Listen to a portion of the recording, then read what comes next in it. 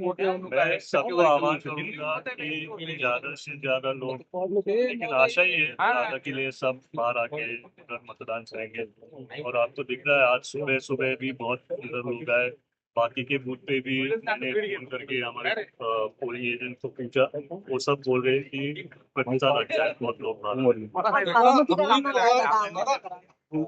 बारामतीकरांना आवाहन करण्यापेक्षा मी जेव्हा गावोगावी दौरे करत होतो सगळ्यांच्या मनात स्वतःच एक आशा होती दादांसाठी त्यावेळेस स्वतःच येऊन तिथं चांगल्या टक्केवारीने मतदान करणार।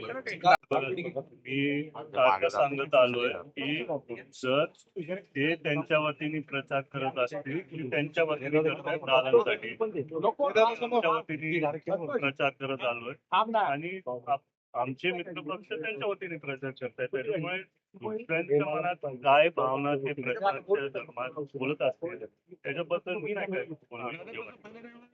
तशा अर्थाने कोणीच नाही स्ट्रॉंग विरोधक असेल, सगळे जे काय विरोधक कोणी नाही स्ट्रॉंग मी बोलताय ते बरोबर आहे, पण सगळ्यांनी ही निवडलो एक रेकॉर्ड ब्रेकिंग मत देखील बहिणीला व दादाला विजय व्हावं म्हणून सगळ्यांनी तसं सगळ्यांच्या मनात हेच होतं की बिनविरोध झाले असते तर ती तरी श्रद्धांजली दादांना अर्पण झाली असते, पण तसं नाही झालं।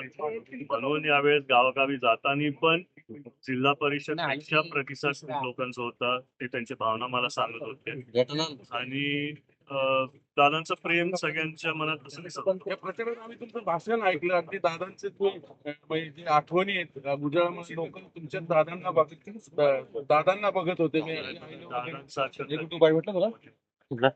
दादांचा एक मुलगा मानून बारामती करतो, माझं कुटुंब जे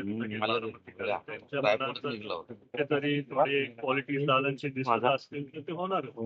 एक प्रश्न गावागावीत असणे बरोबर आहे, दादांनी अनेक वर्ष कष्ट घेतले आणि बरोबर काय मुद्दे होते आणि खरंच वाटलं नव्हतं की दादा आपल्याला सोडून गेले।